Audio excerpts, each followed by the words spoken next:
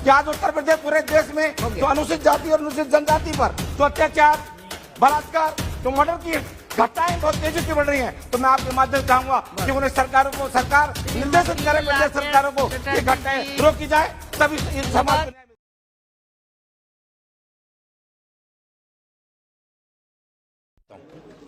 महोदया। जब भी केंद्र सरकार को ये लगा है कि अनुसूचित जाति, अनुसूचित जनजाति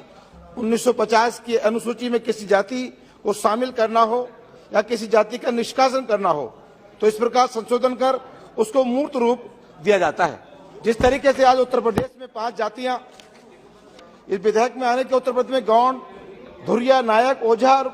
पथारी तथा राजगौड़ जातियां जो संत कबीर नगर, चंदौली, कुशीनगर और विलासनगर, अम्बेडकर नगर में भी हैं, और आज उनको एससी जाति में का दर्जा आप लोगों को देने का जो ये सरकार बिल लेकर आई है, इस बिल का मैं और बहुजन समाज पार्टी इसका समर्थन करती है। महोदया,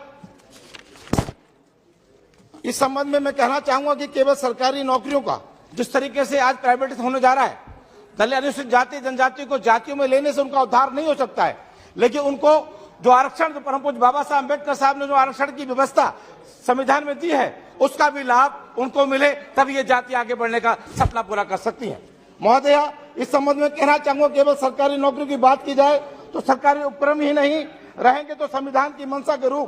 अनुरूप अनुसूचित जाति के वर्ग के लोगों का आरक्षण कहां से मिलेगा और उनका आर्थिक विकास कैसे होगा। महोदया, किसी भी सरकारी उपक्रम को हटा देने से उस उपक्रम संबंधित गतिविधियां समाप्त हो नहीं जाती, उस प्राइवेट व्यक्ति या फर्म द्वारा उपक्रम को चलाया जाता है। तो महोदय, मेरी मांग है, यदि कोई सरकार किसी सरकारी उपक्रम या प्राइवेट सेक्टर को बेचती है तो वह सरकार सच्चे मायने में अनुसूचित जाति, अनुसूचित जनजाति की हितैषी है और बाबा साहब अम्बेडकर साहब के भारतीय संविधान को मानती है, तो उस उपक्रम में संविधान की मंशा के अनुसार उस वर्ग के लोगों को आरक्षण सुविधा प्रदान करने का काम करे। महोदय, अनुसूचित जाति और अनुसूचित जाति के वर्गों के विकास के लिए सबसे महत्वपूर्ण कुछ है तो शिक्षा है। जब इस वर्ग के लोगों को शिक्षित नहीं किया जाएगा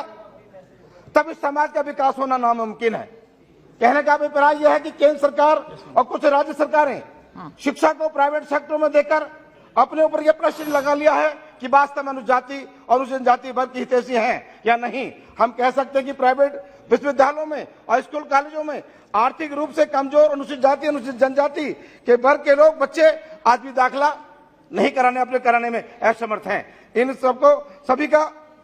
इन परिस्थितियों में कोई अनुसूचित जाति, अनुसूचित जनजाति वर्ग का व्यक्ति जब शिक्षित होकर देश की मुख्य धारा से कैसे जुड़ सकता है। तो उत्तर प्रदेश को अगर आप देखें, बहुजन समाज पार्टी की सरकार उत्तर प्रदेश में, आदरणीय बहन जी को उत्तर प्रदेश की मुख्यमंत्री थी, आदरणीय बहन कुमारी मैत्री जीरो बैलेंस पर एडमिशन कराकर अनुसूचित जाति, अनुसूचित जनजाति के बच्चों को कक्षा 1 से एमटेक, बीटेक, इंजीनियरिंग को वहां पर चटर्जी जी। महोदय, बस एक आधा मिनट महोदय, एक मिनट बीटेक जीरो बैलेंस पर एडमिशन करा के उनको शिक्षित बनाकर उनको डिग्री देने का काम किया। लेकिन सरकार पर जाने के बाद SC ST, मैं माननीय मंत्री जी आपके इस माध्यम से कहना चाहूंगा कि उत्तर प्रदेश में SC ST की जो छात्र छात्राएं शिक्षा तो उन्होंने ग्रहण कर लिया है, लेकिन छात्रवृत्ति वहां पर ना पहुंचने के कारण तमाम बच्चों की डिग्रियां वहां पर रुकी हैं। मैं आपके माध्यम से चाहूंगा कि उनकी डिग्री उनको मिल जाए और आपसे अनुरोध करते अंत में एक अनुरोध करना चाहूंगा कि आज उत्तर प्रदेश पूरे देश में जो अनुसूचित जाति और अनुसूचित जनजाति पर जो अत्याचार, बलात्कार, जो मर्डर की घटनाएं बहुत तेजी से बढ़ रही हैं, तो मैं आपके माध्यम से चाहूंगा कि उन्हें सरकार निर्देशित करे प्रदेश सरकारों को ये घटनाएं रोकी जाए, तब इस